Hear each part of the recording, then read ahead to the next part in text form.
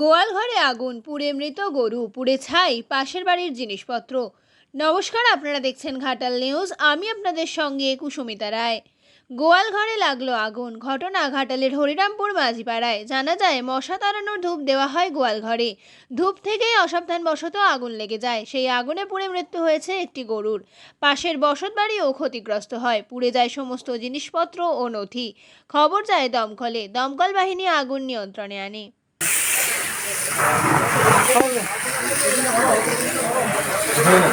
ওটাই হবে।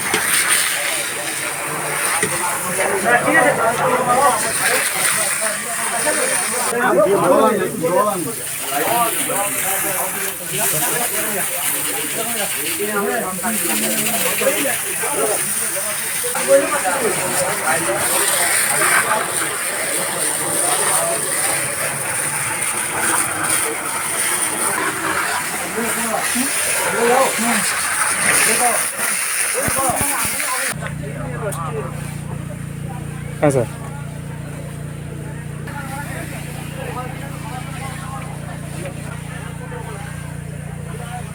ঘাটাল মহকুমার আপডেট পেতে ঘাটাল নিউজ ইউটিউব চ্যানেলটি সাবস্ক্রাইব করুন এবং ঘাটাল নিউজ ফেসবুক পেজটি লাইক ও ফলো করুন।